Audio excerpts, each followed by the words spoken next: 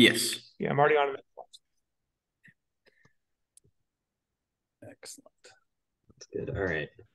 Pull up this presentation for us.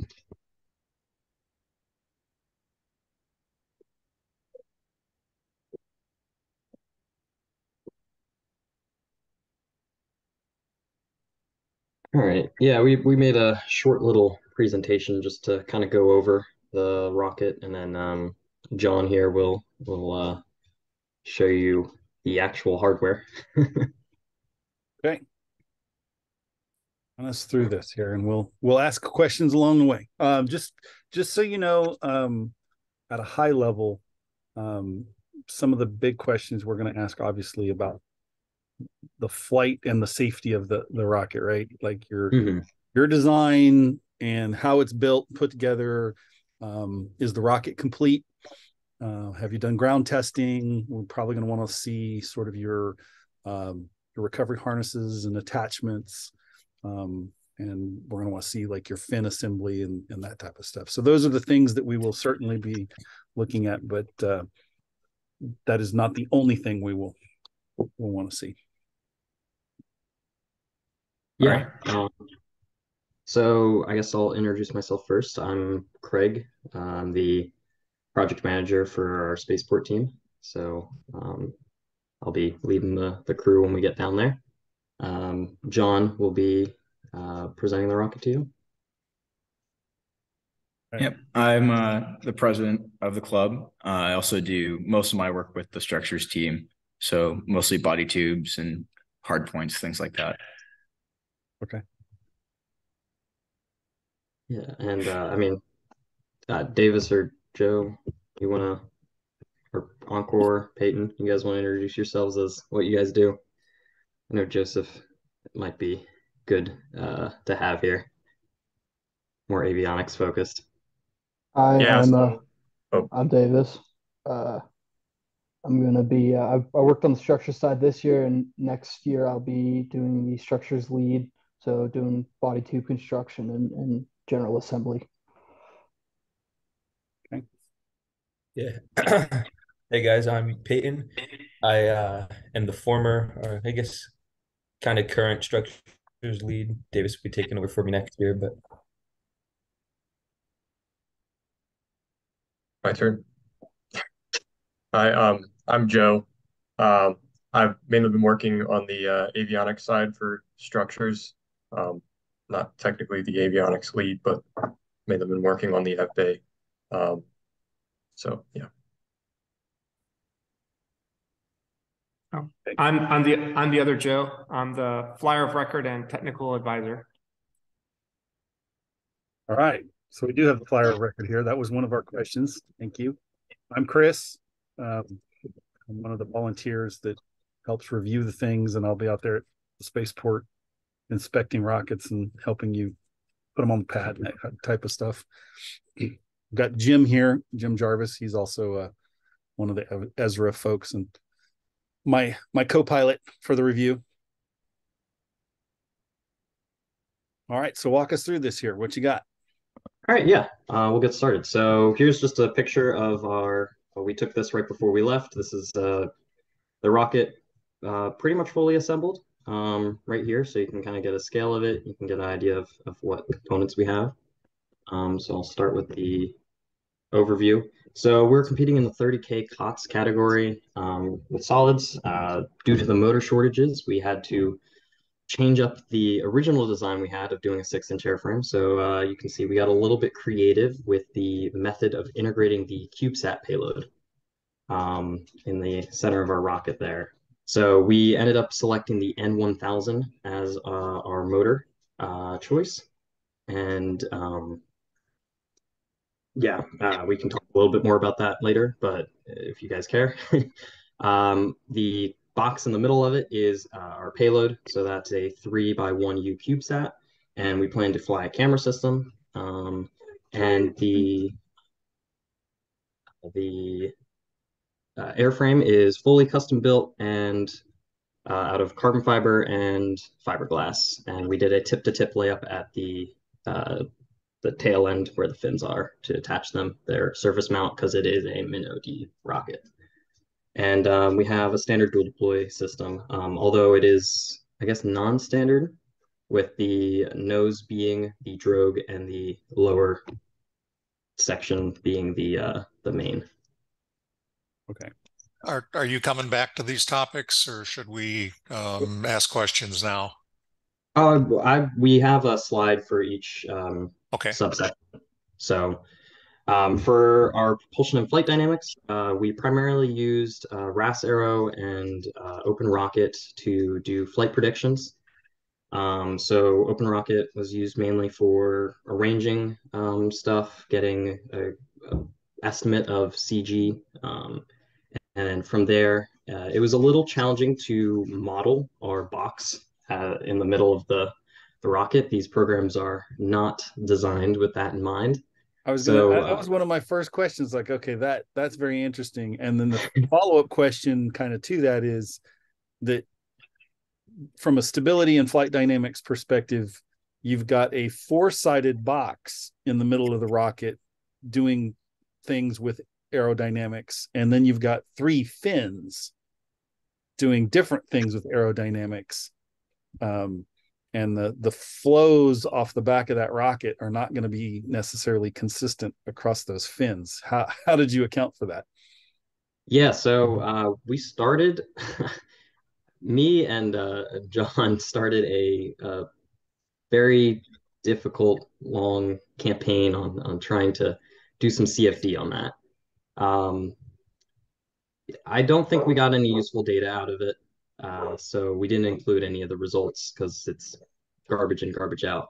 But yeah, basically our mitigation for that was just make the fins bigger than what they recommend. So our stability, I think, is sitting around a 2.4.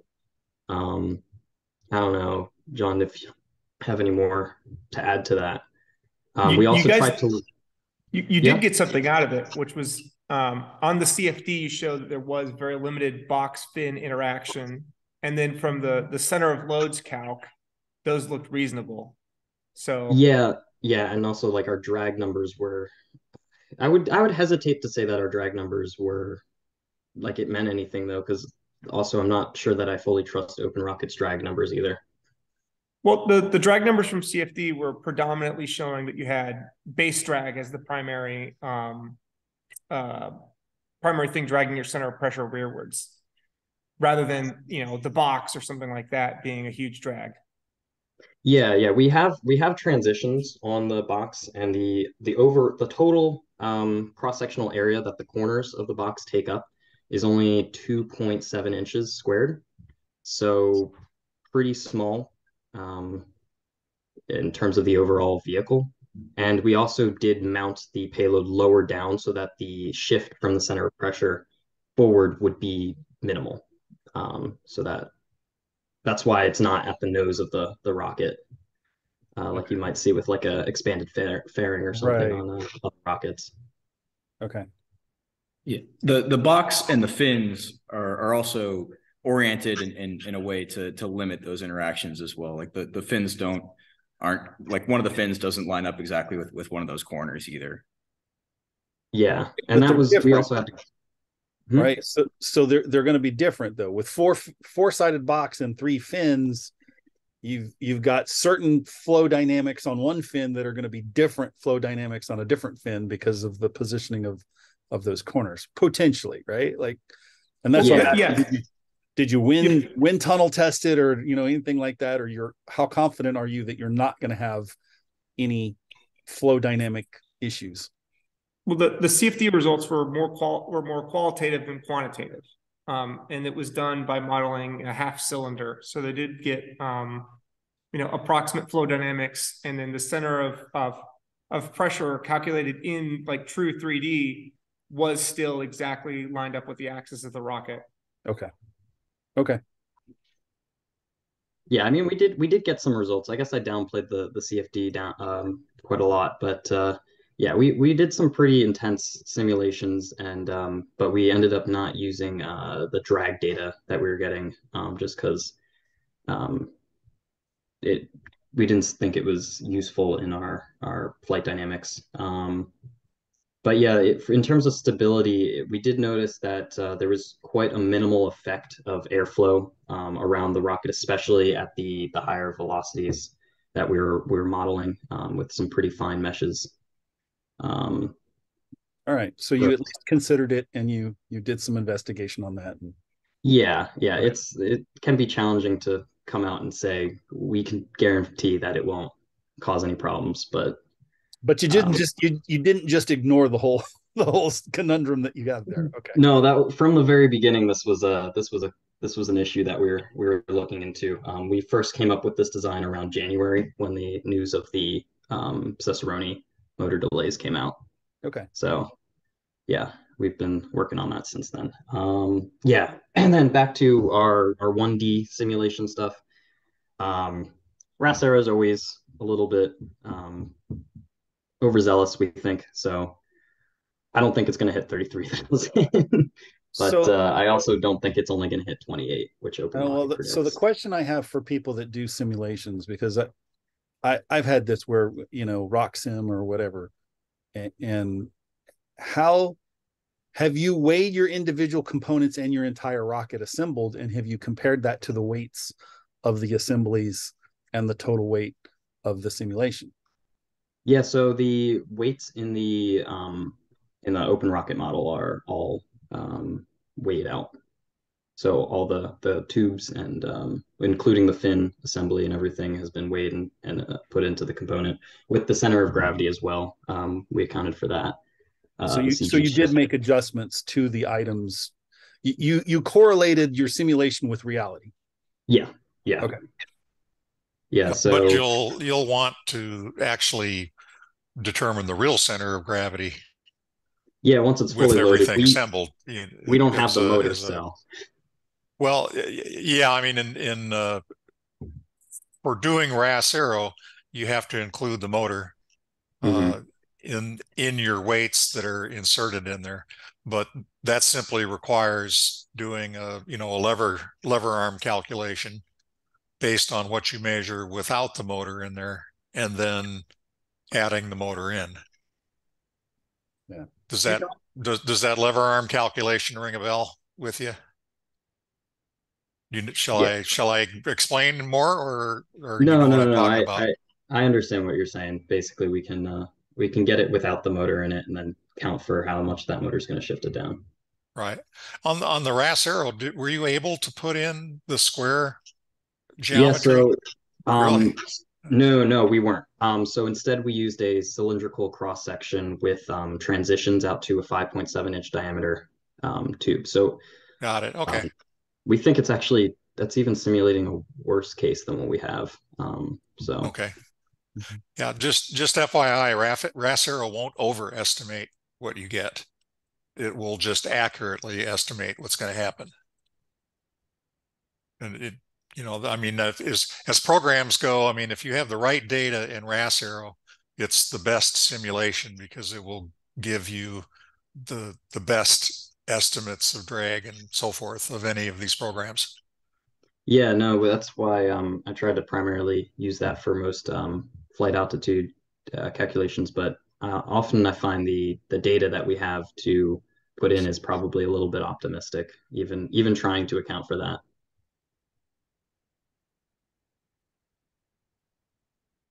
All right. Any other questions on flight dynamics? When you ran your simulations, what were some of your parameters? Like, did you run multiple simulations with different starting conditions? We kept the altitude and like the altitude of the launch site the same and the launch rail length the same. Um, I varied the wind by slight bits and it had some pretty. What was your min and max on the winds that you simulated? I went from 5 miles per hour to 20. Okay. So I guess related to that, with the N1000, what is your thrust to weight ratio and velocities on the rail? yeah, so off the rail it is 95 feet per second. So we know that's a little under the 100. And the thrust to weight I think is 13. I'd have to actually check our technical report to get the exact Yeah, amount. that's probably, if it was 13, you'd be getting more than 95.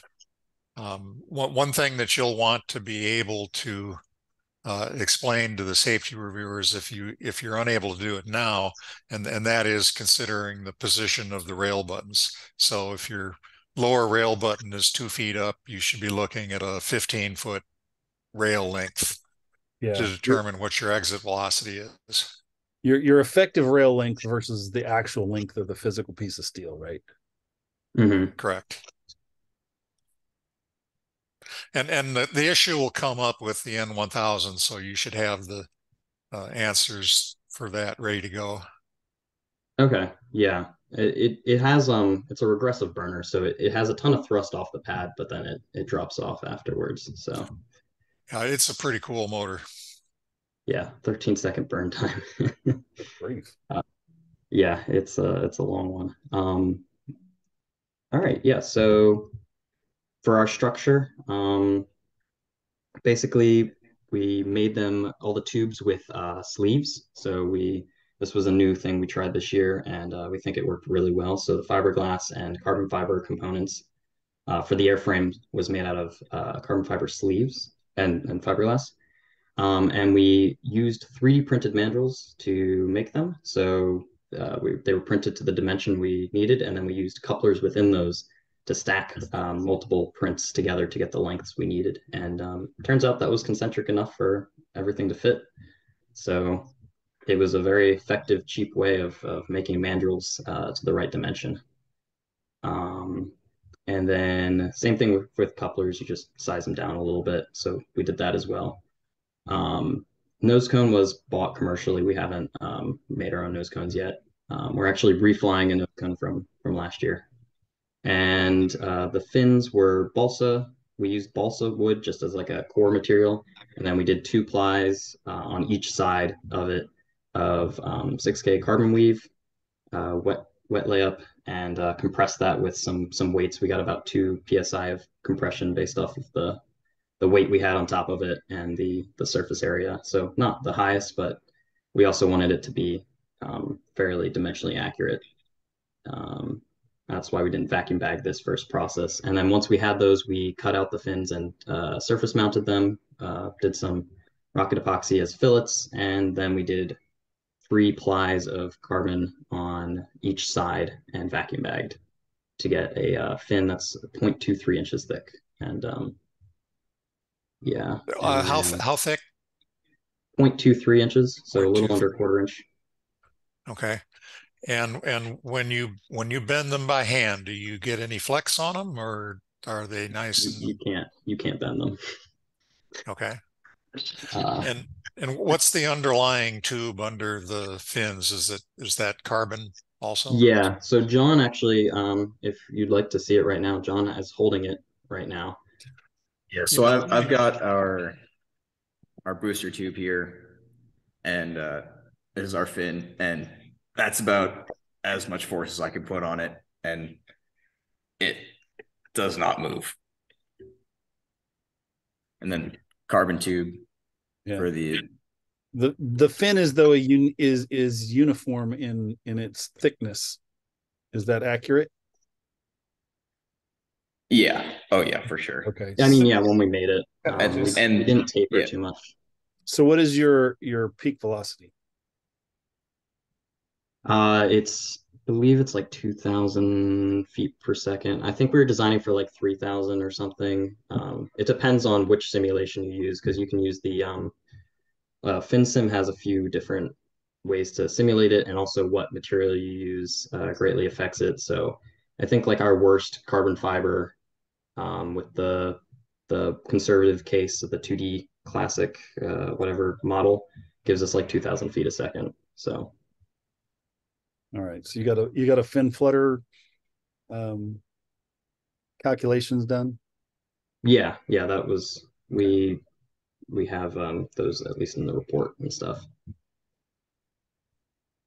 Just out of curiosity, on your airframes, you made them out of what, the solar socks? Yep, they're the solar composites. So. And how many of them did you use? So the lower airframe is two 6K plies, and the upper airframe is three. Carbon or fiberglass? Carbon. Carbon. Okay. And just, I don't know if if you measured this or not. I'm just curious if you happen to know what you got on a epoxy to carbon ratio or percentage if you tried to measure that. I don't think we've tried to measure that. That would be something I'd definitely like to know. Oh, you guys crushed the tubes though. Yeah, we did crush the tubes. They all performed pretty close to each other. The lowest being like a 9 kip, which was I think, John, do you remember which tube that crushed at 9 and which one was 13? Well, 13 would have been the 3-ply. Or you mean last year's or this year's tube? Yeah, it wasn't last year's. I think last year's crushed at the 9, Yeah, the no, 9 because it this year's delands. was stronger than last year's with a significant weight reduction. Yeah. Yeah. We got better epoxy. We got better compression, um better epoxy wetting. And yeah, overall the fiber directions were more optimized than the tube we had made of unidirectional. Yeah, we went from 9 plies down to 2 sleeves. Yeah, we used to make our tubes with unidirectional stuff that we had donated to us by some corporation. Um, and yeah, that was they were really thick and not the strongest because it was very expired prepreg. And then we switched over to the sleeves this year, which definitely worked much better. Yeah, Um, that's I'm just curious about what you got on that ratio just to see how that compares against a, a wound or a fabric kind of layup because I would expect to have more epoxy in the sleeves, but I don't know how much more. yeah, I mean, we did use heat shrink tape to Uh, so we uh, would tightly wrap them, and then we actually cured. We used the 820 epoxy system, also from Solar. I mean, it's technically another brand name, but um, it's where we got it. And then we cured them at a slightly higher temperature, around 100 and around 60 degrees Celsius. So whatever that is in Fahrenheit, like 100 something. okay. Um, and that was just to help with the epoxy curing and everything, and also the heat shrink would have applied a little bit of compression there. Um, yeah, and then in terms of 140. what was it? 140. 140 F. Oh, okay. And then in terms of bulkheads, we for the av bay we just did some fiberglass stepped lids, CNC cut out of some G10. And then on this is going to be the interesting part that you guys are probably going to have a ton of questions. Um, uh, for our payload adapter system, it's actually integrated into the center of the rocket, as I'm sure you saw. And I'll go on to the next page for that. That doesn't give you a good idea of what it is, but basically, John, do you want to grab the box and show them? Yeah, I can grab the box real quick. Basically, we wanted to comply with the payload CubeSat rule that it had to be fully removable from the rocket. Um, so we figured out a way to actually attach it and still be in the center of the rocket without increasing how much it would protrude at all into the airstream. So yeah, John, if you hold up that box and just show them like one of the ends, basically. We welded that entire thing together. So that box is not coming apart. It was TIG welded by a good one student named Eric. He's a pretty good welder. And we put these little plates that are removable. You can actually take the screws off. And the whole purpose of that is to, they have little chamfers so that when it's compressed into the bulkhead on each side of the tube that attaches to it, so it butts up against it. And actually you can see on this presentation, we have a cross-section view of the gray part being the aluminum for the box, and then the black is the carbon. And we actually have this little bulkhead here. This little tip down here is actually the tip of the motor. And then this green in here is just to differentiate between the aluminum of the box and the aluminum of the ring. So that plate or ring is there basically to distribute the shear load away from that core bolt. That's actually the compressive load. So it transfers all the load from what would have been the shear load on that bolt to the airframe and that bulkhead that's also attached to the airframe. And each one of those are 4 inches in terms of coupled length, even though they're glued in. So they're epoxied into the airframe, but the actual joint together is a mechanical one. I'm not sure I completely followed all of that, but let me ask one question. Is it possible to unscrew the payload from the top of the carbon airframe? Yes. Yeah, so how we have it right here is exactly how it's going to be in the rocket. I actually just pulled it off. I wish I could half. figure out how to make the screen bigger. Does anyone know why I can't do that? It's I'd like because to the get you on full screen, but I double click on you and it doesn't happen. Stop sharing the presentation and go over to. Oh, here, that's the way to do it. Yeah, do you want me to stop sharing? Yeah, it'd probably be easiest. Yeah, here you go. Yeah, so how I have it right now. Yeah, I still can't get you full screen. There it is. Okay, I got you. Yeah, so I just pulled this off the top section, and essentially we have that bolt running straight through, and with an eye nut on the other side on the top half, and it's just bolted right here on the inside, and with a nut. We're actually double nutting onto this bulkhead here. Is it just a single bolt, or are there small little screws that keep it from rotating? So there's small screws on this top portion here, which prevent this from rotating, and then the connection between the airframe and this is just the single bolt. And I think there's a pin that's going to go in to prevent rotation as well. Craig, you can correct me on that. That's what we plan to do, to drill a hole once the payload was once we actually had the payload like developed and in there. That way we'd know where to put it. Okay, so you're because it can go anywhere around that circle. But you're going to put a pin to index it and then prevent rotation of that. Yeah. The tube and that assembly are not going to be able to rotate. They should not know. We also want to make sure that they're lined up so that because if that box is rotated the incorrect way, it will not slide along the rail. Uh-huh. So it has to be in a very specific orientation.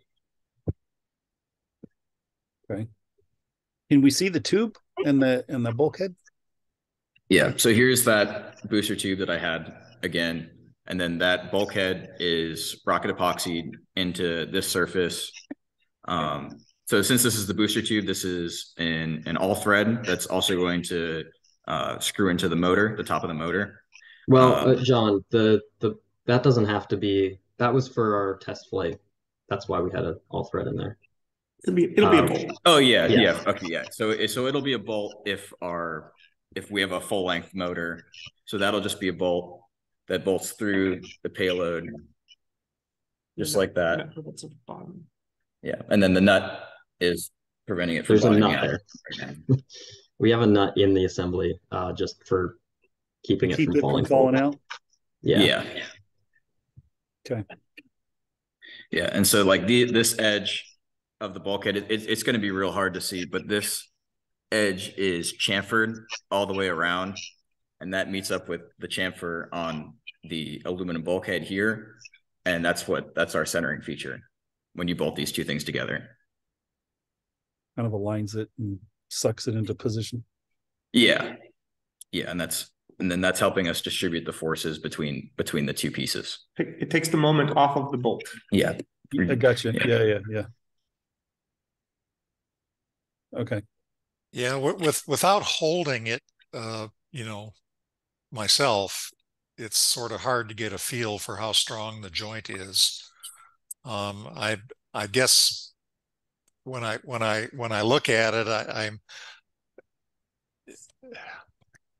let me say if that aluminum disc was an inch long instead of a quarter inch long, and the overlap on the airframe there was an inch long, I would be less concerned. But you only have about a quarter inch of overlap on there, so it doesn't seem like there's a whole lot of structure there holding those things together.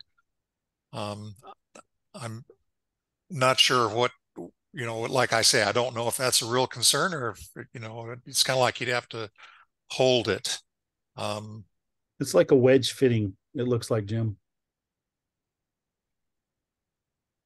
Yeah, I mean, I can say from us holding it, we've fully stacked up the rocket, put everything in it, and I've picked it up from just the fins and shook it around a little bit, and it stays together. It's no looser than a coupler. Yeah, I mean, I can bolt it together here finger tight and kind of show you that nothing's going to move here, but it's like it Jim, it feels like what a compression fitting would on a hose kind of idea. Yeah. That's what I'm Is there a nut on the other side of this reading between the lines there. I'll grab it. We should be, but just so your bolt is going to have a clamping force, and that clamping force keeps those two wedges engaged. And that it's basically the bolt preload. Yeah, you transfer your lateral forces are transferred to that little edge on that aluminum. Yeah, it's transferred both into the airframe and also into that bulkhead, which if we can't see them in the finished component because they're glued in, but they're very thick, made of forged carbon. So that just means we took some carbon scraps, cut them up a little bit, and stuck them into a mold with some epoxy and compressed them together. And we got a pretty strong part out of that. Okay. Yeah, you've done the bend test, and how much force have you put on that? I don't think we've actually done a measured amount of force. Not sure how much moment has up on it. No. Yeah. And the disc in there, the bulkhead, is how thick? It was cut from a quarter-inch thick piece of stock. So the quarter-inch on one side is the aluminum, correct? Yeah, it's like it's how thick the aluminum on the that ring or the disc there is that. Okay. And then the other side is a 4-inch. What is you said, carbon fiber plug, basically, that's glued in? Yeah, it's a hunk of carbon fiber. That's not going to be the failure point. It's like a 0.1 inch thick thing of just carbon and epoxy. So it's a pretty dense part, but it's very strong, and we were able to mold it into the shape we wanted. Well, I'll just say, I mean, that would be something that is going to get looked at pretty closely. Yeah. In the on-site safety review. If I was looking at it and I had any concerns about it, I might find another 3 bolts to put in there in a triangle pattern around that disc, just to try to make sure that it can't move, because all of your airframe forces are going to be concentrated on that G10 disc in a pretty small area. I've not seen the connection before, and I haven't done any analysis of it at all. It's just sort of my gut feel looking at it.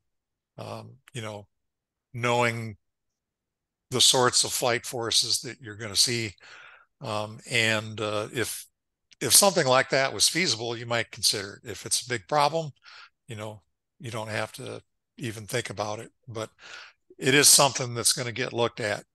Yeah, there's going to be more eyes, and these same questions are going to come up again. So make sure you've got good data, good analysis, and hopefully maybe figure out a way, as Jim is saying, figure out a way to shore that up a little bit and have some additional support in the form of anti-rotation and clamping. You're relying on a single bolt. A single bolt and a single bulkhead. Yeah, is the where I see the limitation is the bulkhead itself. Just is it going to be possible to put enough force on there to tear out that G10, either the G10 itself or whatever glue is holding it in? Well, it's aluminum and carbon, no G10 for that. I'm sorry. Run that by again. I'm talking about not the aluminum part, but the part in the airframe. Yeah, that's carbon. Okay. The disc itself. The disc is aluminum. The disc is attached to the square part, and then in the tube you've got carbon fiber glued to carbon fiber.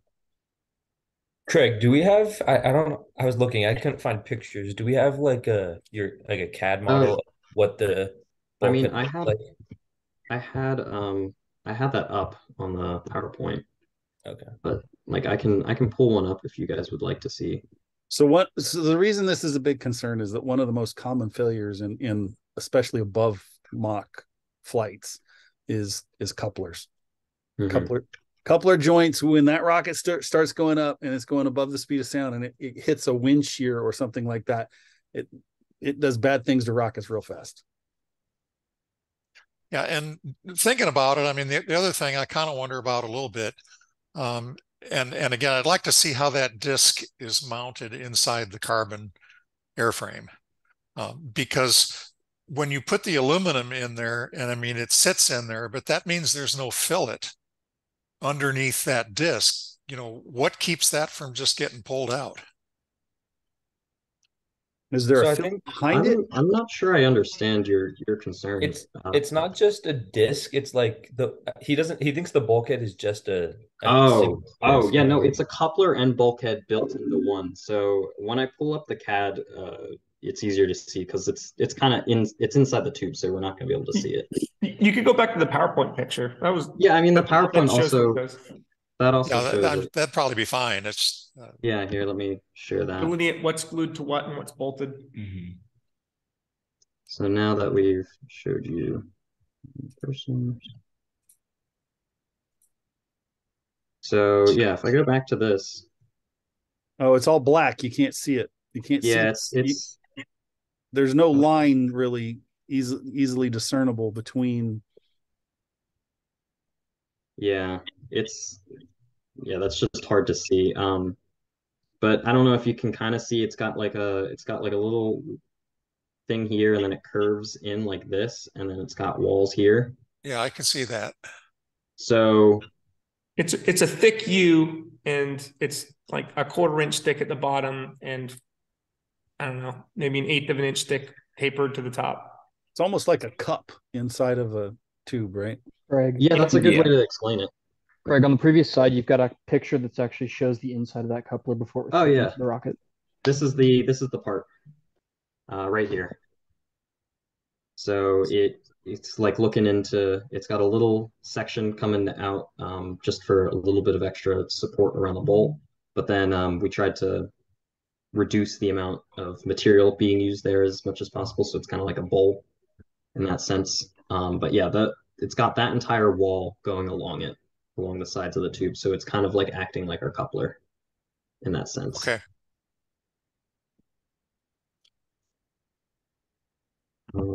Yeah, we knew that this would bring up some questions, and we had a lot of questions too when making it. So we tried to design a mechanical mount that would be able to withstand it and also be removable on site, so that we could actually separate the payload from the rocket. And is it the same on both ends? Yeah, so it's just a symmetric mount, so I only showed the one side. The other side doesn't have the collar in the middle here. It's just actually a bowl, so it's straight up. It just has fillets basically on the sides made of carbon. And then, but it's got the same plate and everything. Okay. I think that looks okay to me. Yeah. So yeah, we can. It's a very interesting and unique coupling device. So again, it will, because it's not been seen before in our space, you're going to get a lot more questions about it. Yeah, yeah. Well, I'll make sure to have all my facts memorized for it. Well, you know what would help? I don't know if it's possible to do, but if you had a spare piece to bring to show what it looked like before it got glued in, or some good photos of what it looked like before it got glued in, that might go a long way to help kind of describe Yeah, it. we definitely have photos. Okay. Yeah, those parts were kind of hard to make, so Okay. Greg, I have a in my apartment in State College, I have the one that was kind of messed up oh, we might be able to bring that. that I can get into contact and get that to you guys. It's like it's doesn't have all the material removed, but it is a good demonstration of the Yeah, outside actually of it the does, bulkhead. because it actually shows a pretty bad one. Basically, we had some part of it that wasn't wetted out and stuff, and so we made another part, but it shows the general shape of what it is, at least. Okay. Yeah. Bring that as show and tell. Yeah. Great, thank you. Yeah, my only other comment on this is that, one of the things we look for on these things is the connection to the motor, and is there any force on that bolt that would tend to unscrew it? Like if you showed me that diagram there, and instead of the bolt head, you had an eye bolt with a recovery harness attached to it, I would have an issue with that. And the reason for that is, even if you use a lock washer under the head of the bolt as shown, or an eye bolt, it's relatively easy to unscrew that bolt, because it's not really the mechanical way that split washers or whatever are intended to work. I think it's okay if it's not attached to a recovery harness, but if it is on the other end, then we should talk more about how to make sure that it won't unscrew.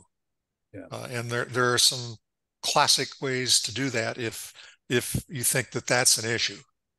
Yeah, I mean, last year we just tied a little piece of Kevlar string to the side of our eye bolt, and it was then epoxied into the bulkhead so that it couldn't unscrew. But yeah. Yeah, that's one of the two ways. The second way is some sort of a cotter pin. So just be aware of that. If it is a recovery point, it needs to be prevented from unscrewing. Hold on. Yep. We tried to consider that. We consider that for the actual where the recovery points mount. We could be I guess we can't really show you inside the tube where the one mounts, but we can show you at least the av bay. So yeah, here's the av bay we have. It's a 10-inch long, so like you guys said, the couplers are where a lot of these rockets fail, and one of the things we got in our feedback from our initial report was recommended that we go above the 1 caliber for the coupler length. So this is actually a 10-inch long av bay, and we pin it to the top fiberglass section of the rocket. So rather than having a switch band on it, it's just the upper tube is just attached to it, and that's what holds it in. We have 3 pins going around that are I don't remember the diameter of them, but they're pretty chunky. So they're not going to be shear pins. So they're like car body pins. They're kind of like rivets that you would use, except much bigger. Looks about quarter inch, something like that. Yeah. Okay. And then so when that's attached, then it slides in. So the separation point for we call it the mid tube, but it's the lower tube where the main chute is. That's where the separation happens, and we have a little bit, I think it's like a 1.2-ish caliber length coupler section there, whereas it's only 1 caliber going into the attachment. The separation points are not on the av bay, they're on the tubes. It is. So John, can you grab the av bay? Yeah. It sounds like there's one separation joint on half of the av bay, right?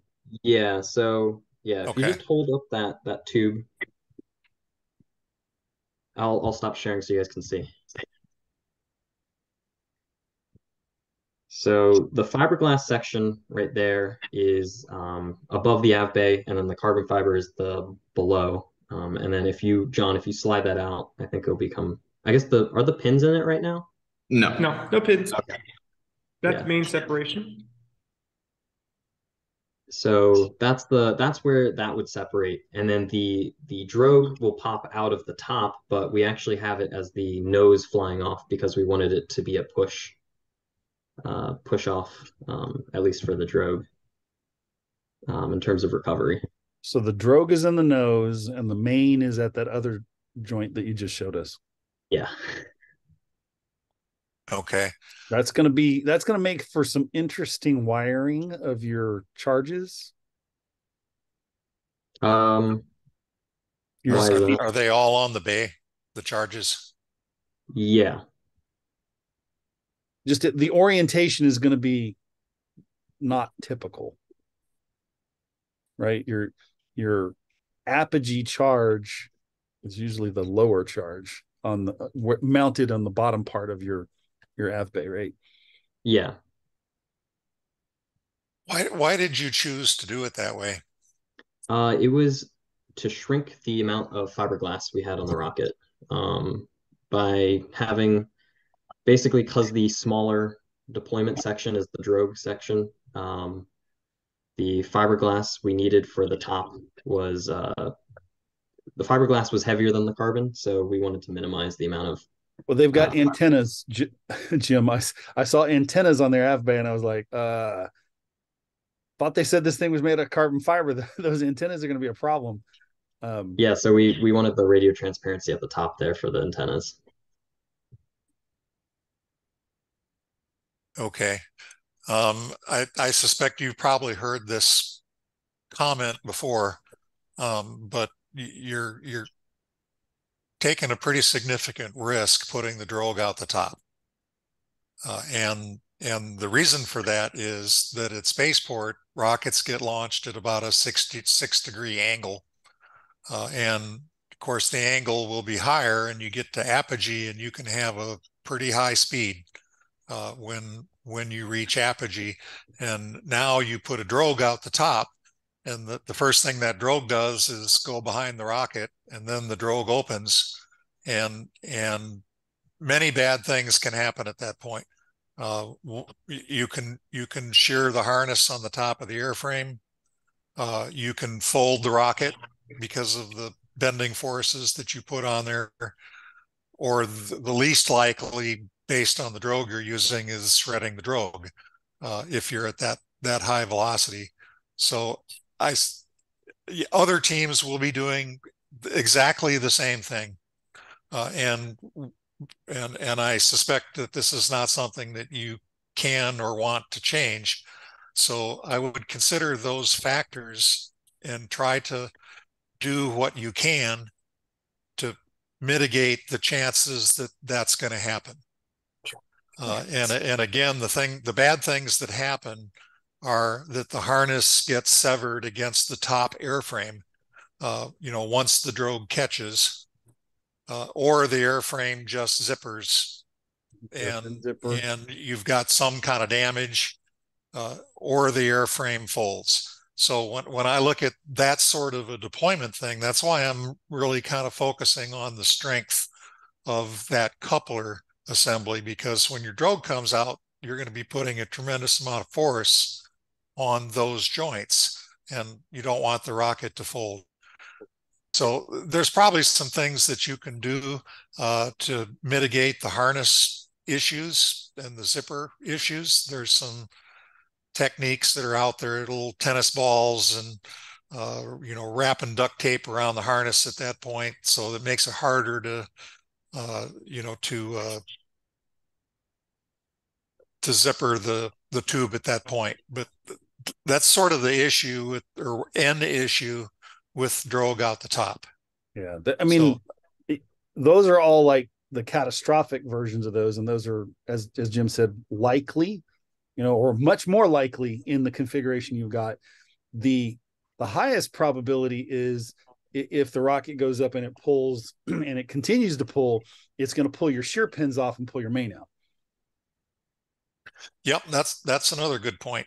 If you, depending on how things go and how things flip, yeah, there's a whole bunch of extra force on those shear pins, and you just pull the rocket apart.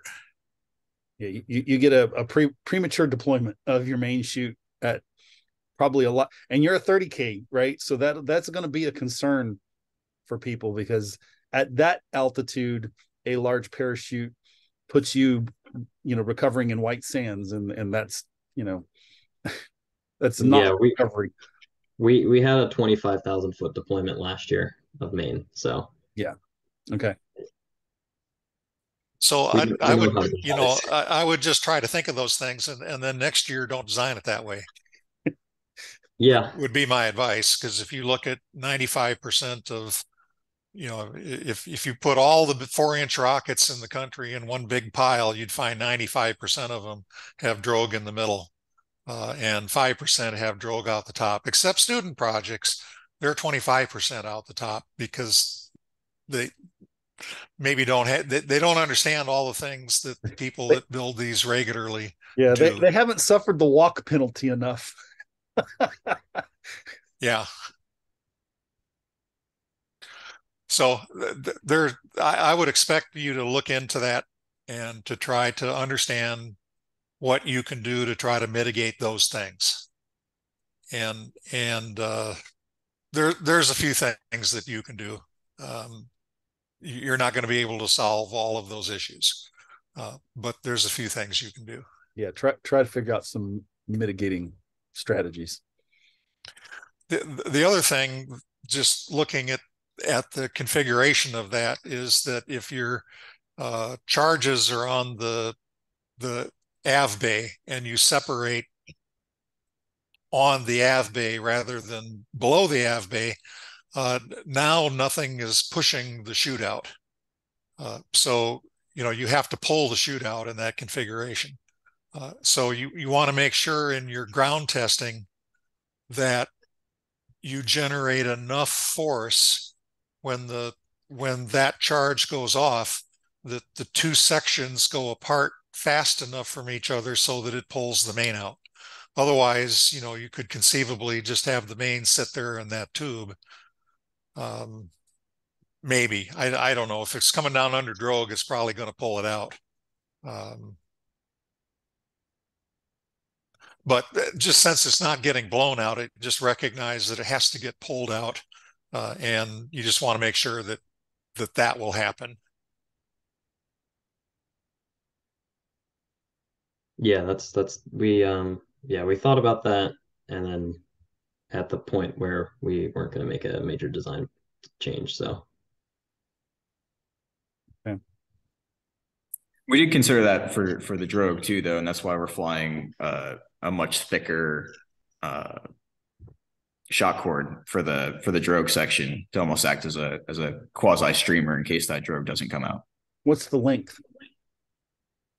That was 20 feet, I think. Yeah.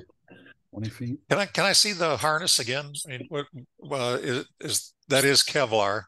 Yeah. Is that the 6,000 pound material you quoted, or did you change that to something else? It's 6,000 pound. It's whatever the strongest thing they had was. Whose is that? That was a big one. Is it Rocketman? No, that's 3,300 pound nylon. No, that's the nylon. We have the 1/2 inch Kevlar, the 6,000 pound Kevlar. Do you have it in front of you? Yeah, that's the other one. No, this one. No, this. Yeah, that guy. Yeah, so that's what we're flying on main, right? Yeah, the main's on that. The drogue's on the nylon. Okay. Well, yeah, having that wide harness is one of the things you can do to mitigate that zippering or whatever. So stuff like that you want to try to identify. Just sort of, imagine what happens when that drogue comes out, and you might have a horizontal velocity of 200 or 300 feet a second. And that's a tremendous amount of force when that drogue opens. And so you have to do some things, or it will something will come apart. The drogue's 2%. What is it, 12-inch or something like that for the drogue? It's pretty minuscule. Yeah. The Well, drogues it's are really I think it's the high speed, whatever the high speed one that Oh Rocket yeah, Man the has. red one. Yeah, Oh yeah, it's this right. It's this right here. Yeah, why don't you show them that one? It's from What's Rocket Man, I what's believe. your descent rate on drogue? I think it's 80 feet a second. Let me check our numbers. We're in the should say right here. It's one of the ones Three, rated. 3 foot. Yeah, It's a 3 foot. pretty high speed though. Yeah, that's the beefy one. Yeah, well, the beefy one's going to open and stay attached, and then put all that force on the harness and the rest of your rocket. Yeah, Yeah, that's one of the mitigation techniques is to go with a smaller drogue. Yeah, and in the 3 foot size in that shape, I would drop back to 2 foot. Okay. You know, remember when you size the drogue, you're looking at a descent rate calculator. Well, I take that back. I was going to say in a V-shaped configuration, you don't fall as fast as what the descent rate calculators say. But when you put the drogue out the top, you do, because you don't develop the V shape of a conventional deployment. So you do have to look at the descent rate calculator to get your estimate of the descent rate, and you're probably going to you're probably going to need to come down pretty fast, but it's going to have to be within the limitation of the rules, which unfortunately someone said the limit is 150 feet a second, which if you do that, that's going to create more problems. But you could consider something over 100, depending upon how the how it works, or what you get on your calculations. and then Just how robust FYI, is Rocket Man built me a 30-inch drogue, so they have the capability to do that too. Yeah. Yeah, we actually got told last year our rocket descended too fast. We were doing a reefed main, and I think our numbers we don't think were accurate at all, because it was from Open Rocket, and it was simulating basically the parachute bundled up was a sphere. Well, but we were saying we were getting like 200 feet a second or drogue, and they were like, well, that's way too 150. That's fast. what he's saying. 150 is the limit, and you got to be able to show that. Yeah. And main descent is certainly something you care more about, because that's, if that rocket comes down over people, you need it to be well within the specs so people can get out of the way. Mm-hmm. Yeah, and our main deployment, our main descent rate is for this rocket, I believe it's 15 feet a second, so pretty slow one. What's your main deployment altitude? Right now we have it set for, I believe, 1,200 feet as the first charge, and 1,000 feet as the second one. What's the diameter of the parachute? 108 inches. 108. Yeah. Okay. Yeah, not to beat this to death, although I'm perfectly happy to do it, and I do it with every team that I review. The other problem with drogue above main is when the main comes out, it's got to get past all the rest of the rocket parts without getting tangled, or without getting something in the middle of it and causing it to collapse.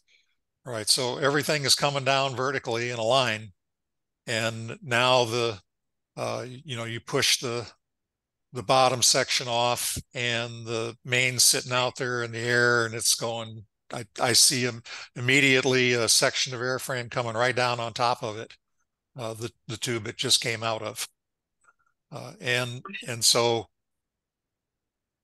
again, there are some mitigation things that you can consider doing. One is, well, I don't think we're supposed to help you too much, but I'll just say, if I was doing what you're doing, I would be looking at putting the main in a deployment bag with a pilot chute so that it slightly delays the opening of that bundle.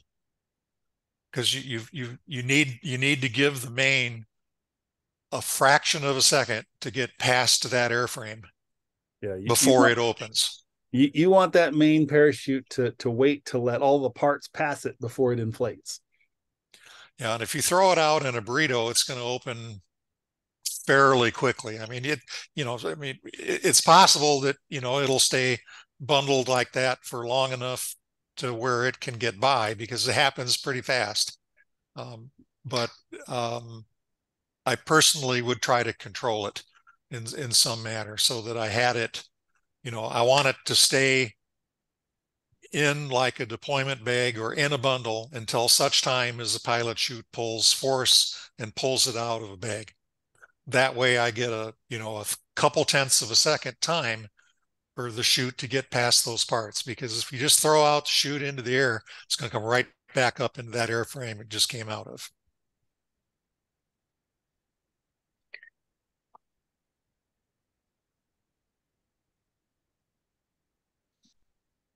Yeah, I mean, thanks for the advice. We'll consider it.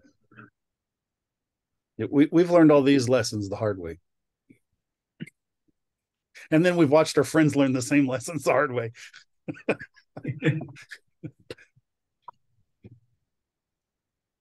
Okay, what else you guys got? All right. Yeah, I was talking about the AV bay, so I'll bring that back up. Yeah, we're flying 2 stratologgers, the CF. They've worked great. I don't really have a problem with, and I don't think anyone has a problem with those. They're as long as you can buy them somewhere, which is getting to be more of a challenge. Yeah. So luckily we've had a few of them. We have spares at least right now, but our club has been buying them up. Maybe that's why there's a shortage for everyone else, but yeah, our club throughout the years has been buying these. So we have at least 4 working ones, I believe. Are those stratologgers mounted in a way that's consistent with what the manufacturer says they can be mounted? The orientation in the AV bay is what I'm looking at. Yeah, they're flat mounted. So it's just mounted like on top of a some altimeters need to be oriented a certain way. You just make sure that your particular model of your device is mounted and doesn't have like an up arrow, and you've mounted yours horizontally. Stratologgers could be flying outside the airframe and they'd still work. Yeah. So y'all have made a good choice there, but just I'm raise that as an issue in case you change for whatever reason you break one and you didn't have a spare and you decided to put another altimeter in its place. You could make some bad assumptions. So don't do that. All right, yeah, got it. I didn't even know there was altimeters that had orientation issues. We've only ever flown stratologgers, and I haven't flown one yet, but I'm planning to fly an egg timer. Okay. Now tell me about your batteries and how you got those mounted in this thing. So is there a picture of the electronics? Let's go back to the physical hardware. So John, pull that up. Yeah, so got our GPS batteries mounted behind this flat plate. And then are they in a container then? Is that like a 3D printed thing that's got basically an enclosed case that keeps the battery in it? Yes, you can see the LiPo sticking out right there. Excellent. And then for the altimeters, they're stratologgers, so we fly them on 9 volts. And those are just directly below them. So John, if you move the thing up, they're in that thick blue section at the bottom with the P on the side. All right, they're in an enclosed box again. They're not gonna. Yeah, and we have and the connectors we made sure are hard plastic connectors for the 9 volts, so they actually wedge nicely into the compartment that they're in, so they don't jostle or anything. How many connections do you make? Did I see you have like junction blocks up at the top to do your charges?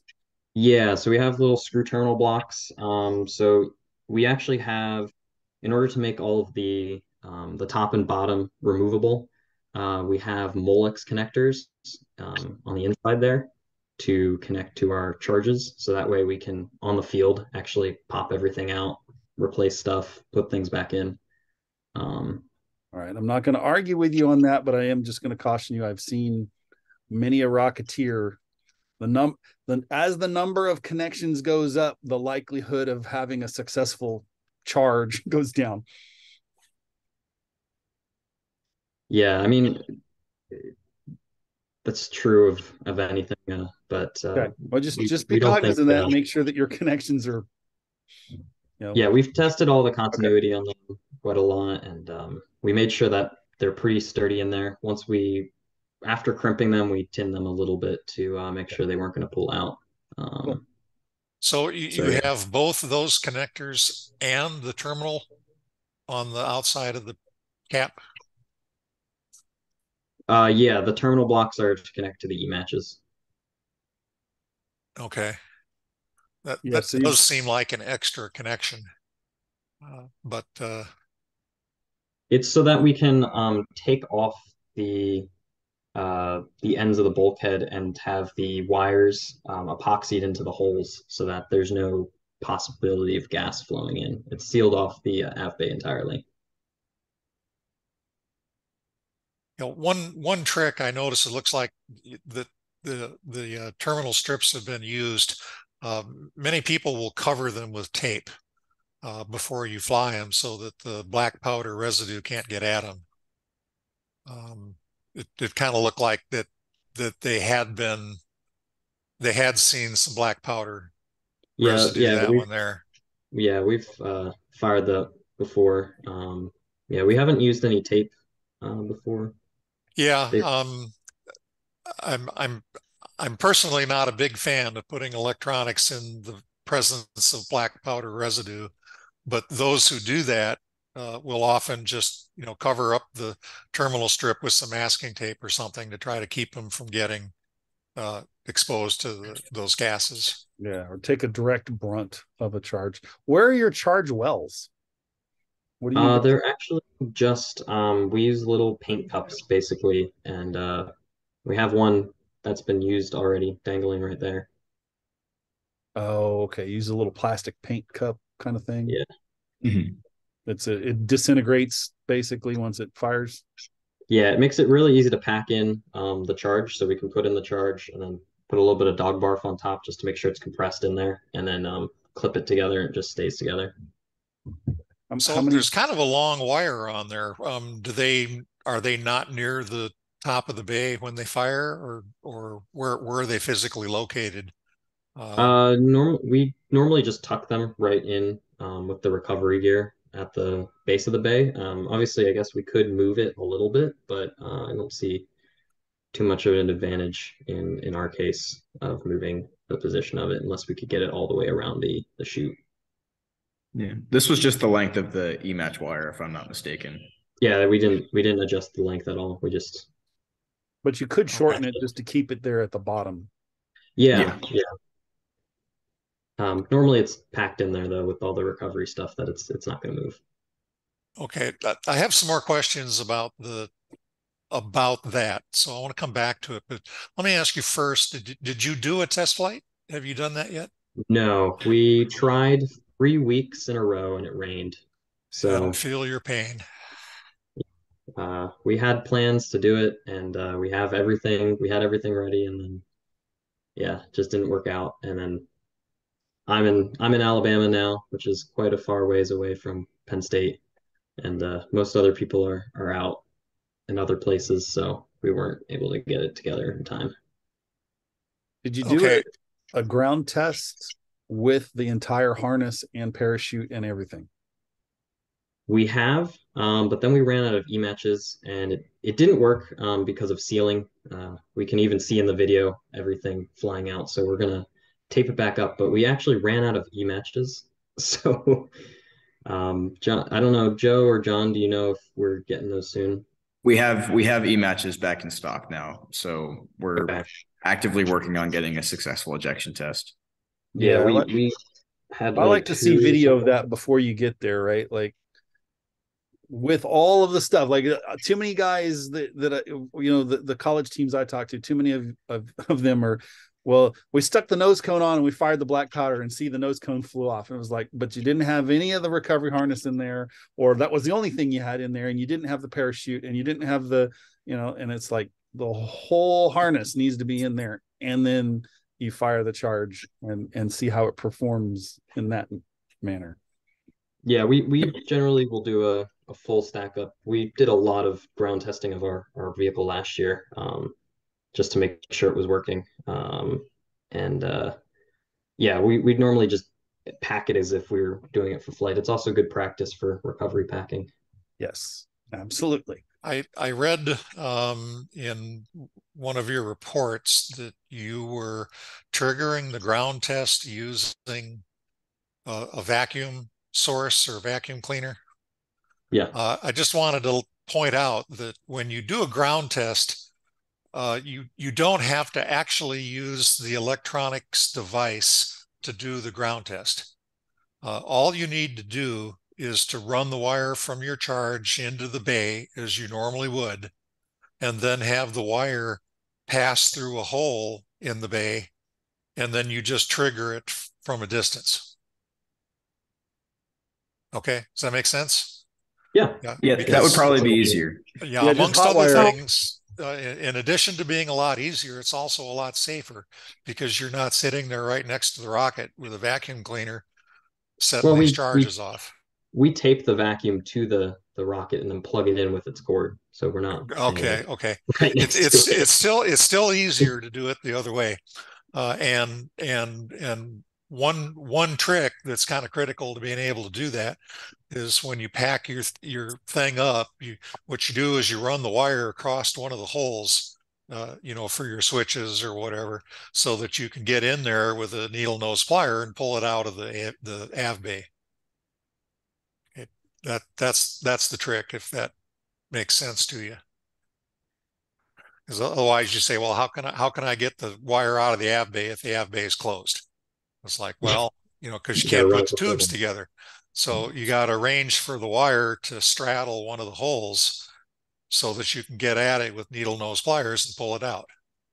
And then you can do your ground test without, very, very simply. But you don't have to use the electronics. It's a very kind of common misconception that you have to test everything, and you don't. The other thing we need to talk about is the effective altitude on black powder. You're going to be at 30,000 feet, and it's high enough for the altitude to affect how your black powder works. Have you looked into that topic at all, or is this news? No, we know about that. We flew 30K last year as well, so this has been on our mind. Normally what we do to compensate for that is just make sure it's packed and sealed in those little paint cups. So like I said, the paint cups we actually prep beforehand. We'll make a bunch of them where we just put the e-matches. We drill a hole in the back of them, put an e-match through, and then some 5-minute to seal it up. And then we'll pack them, like once we get to the site or the launch area, we'll pack them with the black powder, the right amount we need, and then the dog barf. And we also normally put a little bit of extra in there because of the high altitude, just to make sure it has enough oomph to separate. Okay. Yeah, I don't know how sturdy a paint cup is. If it's really thin plastic or if it's something that is substantial.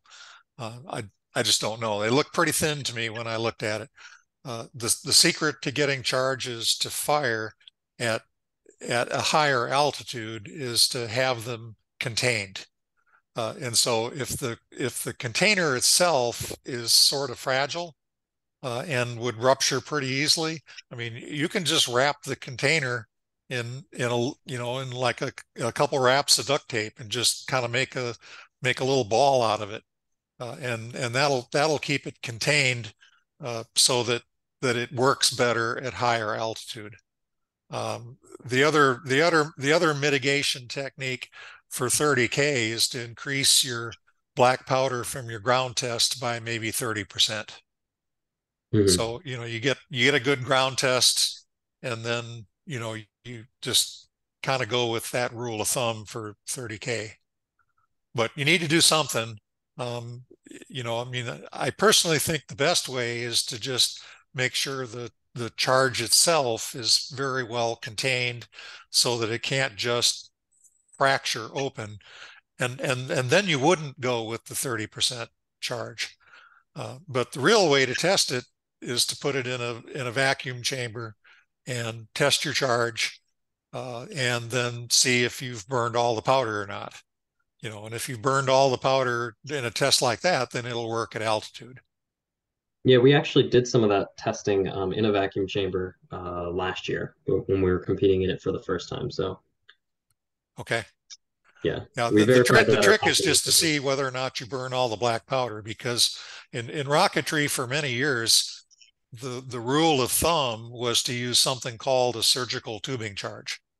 And it was a little piece of amber latex tubing, and you put the black powder in the center of it, and you cap off the ends with tie straps, and people used them for high altitude deployment. And then some testing was done, and it was found that basically those latex tubing charges just fly open and fracture immediately, and they don't do anything for high altitude deployment. And it's because they don't contain the charge long enough to where they work. And the only way that that's found is by that sort of testing, where you put the charges inside a vacuum chamber, and you set them off, and then you collect the residue at the end, and you see whether or not all the powder's burned. So it's a very easy thing to do, actually. If you have the opportunity to do it, again, it's just a piece of PVC tubing with the hole cut in it for a wire, and you put the charge in there and pump it down to, you can go farther than 30,000 feet in the pressure if you want to be safe, and then measure it. And the only thing you have to measure is to collect the residue and see if it burns. And if it doesn't, then you're good to go. I always recommend that for the 30K teams, because it's, people for many years had problems recovering rockets from 20,000 on up because of this problem. And about the only way you can make sure that it's going to work is if you actually test the charges. We should have the ability to do that with what we have on hand. It's about a 2-hour project if you go to Home Depot. You get a. I mean, we already have the vacuum chamber. Okay, yeah, it's very simple to do, Yeah. And it's very cheap insurance to take one of your charges, do it up like you want, and then see if all the powder burns. Yeah, sounds good. All right, what else? Yeah, let's go on. So yeah, we have 2 GPSs.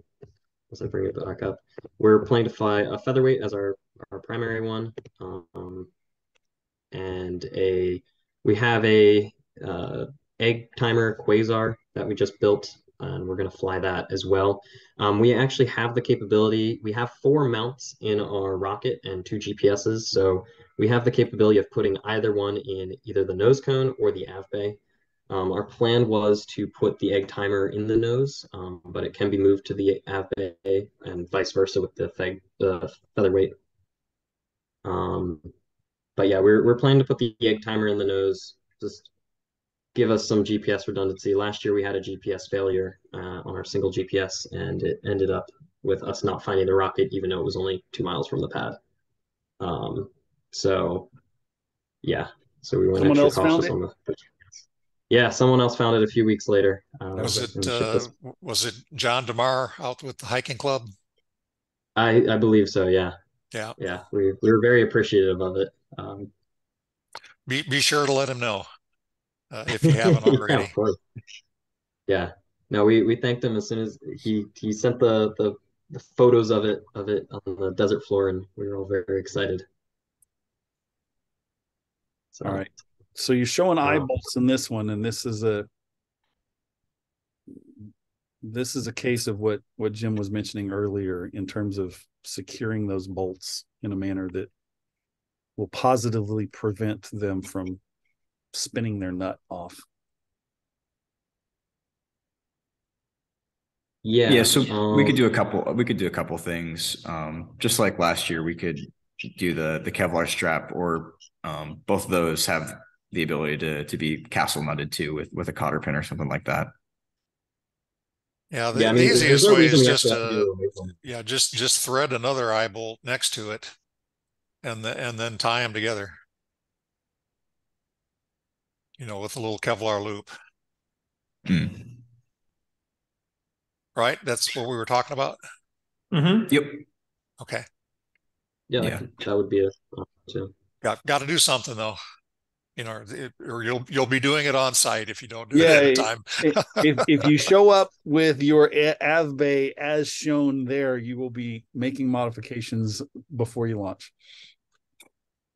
I'm just curious, would thread lock count as a anti-spin or no?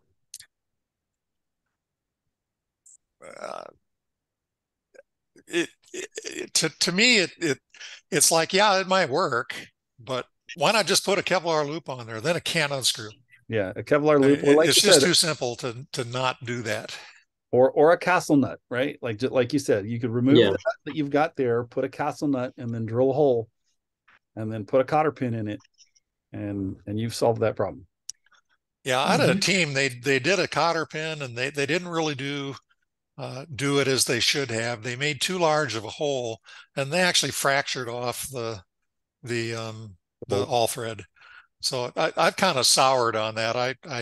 I used to tell people to do cotter pins on there, and it's pain. And if you don't put them in the right spot and make them small enough, you can have a failure. Whereas if you just thread a picture hanging type eye nut, towards the perimeter of the thing, and then just put a Kevlar loop on there, it just can't come undone. Yep. Yeah, it's probably the best way to do it. So we did it last year. We'll do it again. Okay. All right. And yeah, and all we have left is we just have our payload, but I don't think you guys really care too much about what's going inside it, but I plan to put some cameras on it. Yeah. Nope, that's one thing I don't want to hear anything about, other than making sure it's going to stay in the rocket. That's the stay in the rocket, and that's a 3-sided box, right? And so you've got Yep. Tell me about how you're securing the fourth side in a manner in which it's not going to get squished and bent. Yeah, we were planning to just put some the L brackets on the lid would be there'd be L brackets basically welded into it or adhered some way. So no step. Your lid doesn't have a step in it. Oh, so the box itself actually has a step. I don't know if you can tell. You could actually grab the box, John. Yeah. The wall is oh, you mean step so that it's like staying in? Yeah. Kind of same thing like it doesn't have your yeah, same thing like your AVBAY, right? Yeah. A stepped lid, right? Like, because I could still squeeze the sides of that aluminum and it could crush. Now, I don't know how thick that aluminum is in the street, but there's a lot. I don't think it's that crush. It's 1/8 inch thick. 1/8 inch. So it's like thin, but it's aluminum. Okay. So you'll need to be able to demonstrate that an 8-pound weight is not going to fly out of that box. Yeah. And an 8-pound weight in the event that the rocket shreds isn't going to fly out of that box.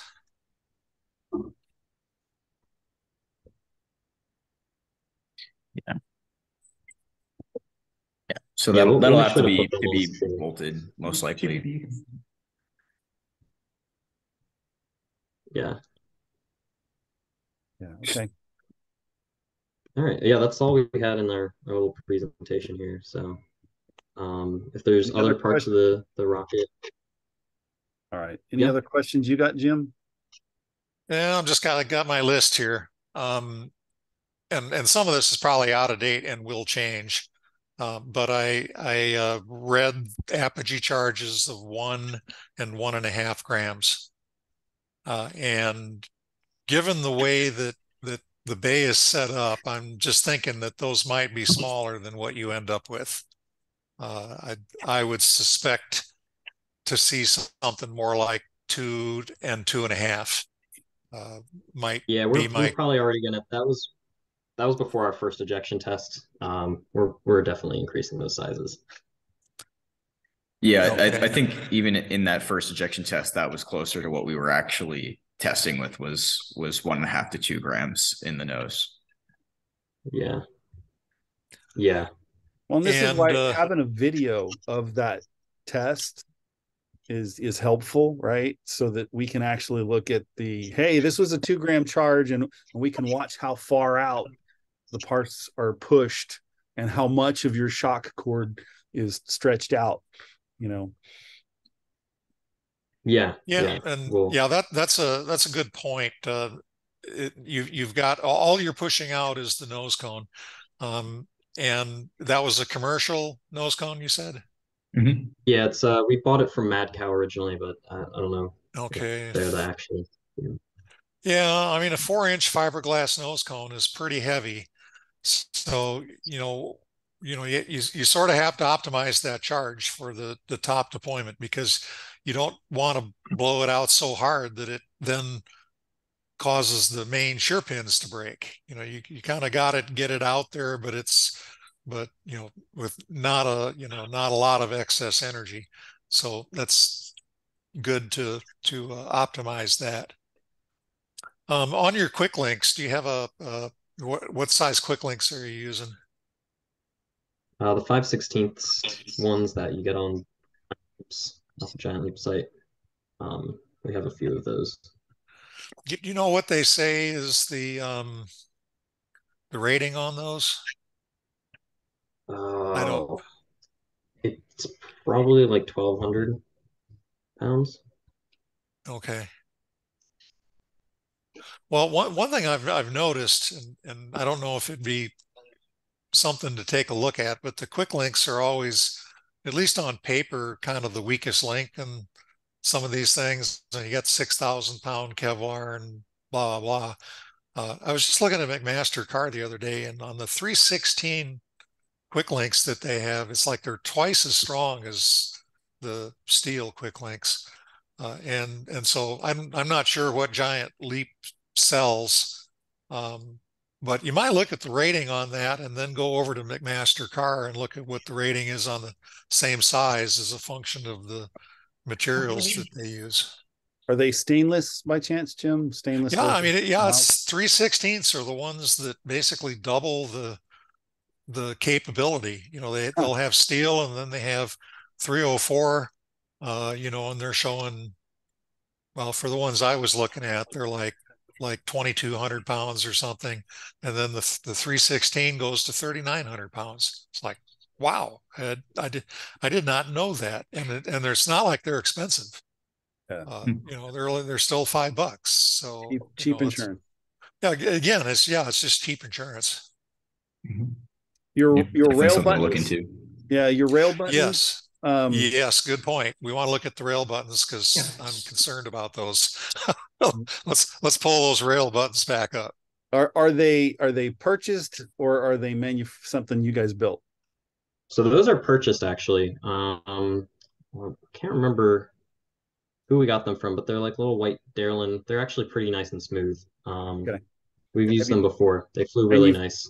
You did mention you had a clearance problem, right? So you're aware of a potential clearance problem of your rail. Yeah, have you tried that on a rail? We have. We have a I don't know how long the rail is, but it's over 10 feet. It's probably it's at least 12. Okay. And we've put the whole thing, we've run it down a whole rail while it was fully stacked. So the box does clear as long as it's the flat side, not the corner. Got it. And what's the distance between the rail buttons? Yes. Should be that is almost the body. Number 40 inches. 42 inches. 42. 43 inches. inches. So what's the effective length of your rail? So that would be a little over 11 foot, right? We have a 17-foot rail, and minus about 4 feet would be 13. Okay. 13. As long as you're cognizant of that. So you have tried a rail on it. They are commercially purchased. I would have preferred that rail button to maybe be a little bit lower, but not necessarily a whole lot. Well, yeah, we just had we kind of had the restriction of if it wasn't just going to be surface mounted, it had to kind of, that's the length of our motor. So oh, okay. So it's a minimum diameter thing. Yeah, I have a different trick that I do for that. Well, now, so that's above the motor, where that upper. Yeah, that upper one is just above where the flat of the motor is, and the lower one is in a it's actually in a little chunk of aluminum that we tapped and for a hard point at the bottom. That upper one goes through the forged carbon bulkhead too. Okay. Got it. And the lower, show that again. Yeah, show us the Where's side. the aluminum that you added? It's like a bump on there on the outside. Yeah, it's a bump. Yeah, the whole ring. Tip it down so we can see the top part of that. There you go, right there. Yeah. Did you carbon fiber over it? Yep. Okay. Yeah, so that ring's staying in there. That I do similar. So you got a piece of aluminum glue surface mounted to the tube with the threads in it, and then you carbon fibered over the top of that piece of aluminum that you're threaded into. Well, the aluminum is actually a full ring. It goes all the way around. Okay. Yeah. Okay. So that's a really Okay. It's staying in there. Yeah. I got you. Yeah, we turn that down on the lathe and everything, and then we chuck it on a mill to basically in a rotary table to get that little bump. So how thick is that aluminum? How many threads do you have in that on that rail, on the screw in that rail button? I believe it's 4.1 millimeters on the rail button there. At least I think that's the machine. That's what we machined it to. How many threads? It's a 1024, I believe, for the rail button screws. So like 10, 11. Does the screw go through the carbon fiber or does it hit the carbon fiber? Oh, it's in the aluminum. Yeah, so we actually just sanded it down so that it's flush so that the motor can pass through. Okay. Okay, and the motor thrust ring is pushing on the bottom of the airframe. Yep. It's lined up with the bottom of the airframe, and then the tip to tip is actually what goes over it. And there's even a little bit of a lip actually sticking out. You can actually, yeah, John, if you turn it like sideways at the bottom, I know you have the payload up there, so it's probably a little top heavy, but sideways at the bottom. Yeah, just to kind of see, and then rotate the fin so that it's in the light, so you can actually see the lip. Yeah, there. So there's a lip right here. Ever so slightly. It's a very small one just because the ring wasn't entirely as thin as the carbon airframe. Yeah. Yeah. The thing that I was just wanting to make sure was that you weren't passing thrust through the top of the forward closure. Oh yeah, the no. airframe, because you have that stem there. So I was just wanting to make sure you weren't using that stem for something like we that. purposely clearanced out the top so that it would have room to compress and move so that all the thrust would be going through the base of the airframe. Okay. I don't have any other questions. My advice to you would be to spend a fair amount of time between now and the competition figuring out how you can mitigate your deployment methods, because you're frankly at risk both on the drogue side and on the main side of not getting a good deployment. And there are some things you can do. And so you need to be getting online with every L3 Rocketeer trying to figure out how to mitigate some of those issues. Definitely. Other than that, it looks like you've got a good project. Yeah, you just have to figure out how to get it down. You got a good rocket project, yeah. Some of the questions that I know the Ezra folks are going to want you to have considered. Last year's registration was kind of painful, and people struggled with not having their Triple E membership cards ready, or their Triple E, at least some printed proof of Triple E membership, your printed and fully filled out, waiver in terms of your liability waiver. So make sure that you've got those things ready when you come to registration. Do you guys have accommodations already? Where are you staying? Have you got that confirmed? Yeah, we have an Airbnb in Las Cruces. Okay. So all right, that's all taken care of. What else? How many team members are going? As of right now, 6. Yeah, We got six people. All right. Yeah, we planned for 8, but 2 had to drop out due to drop out. internship. Yeah. All right. The other thing to be aware of is that Monday is both team pictures and all team photo. So when you show up on Monday, make sure you've got attire that you're going to be happy having a photo taken in, and your rocket and whatever ready, for said photo. Tuesday, the event center closes at 4:30. There's another event that follows us, and so they're going to be kind of shuffling us out of there fairly quickly. You got canopy, chair, shade, all that kind of stuff ready to go out to the rocket range. Get that arranged. Yeah, we have a canopy, right? We will, yeah. Yeah, we have like a few sitting in the. I think we have one sitting in research C. One of the things that gets asked a lot, that is, are generators allowed? And a small generator used to charge batteries, run your computers, and that type of stuff is allowed. You're not going to be allowed to run it all day, and don't expect to run a generator to run an air conditioner.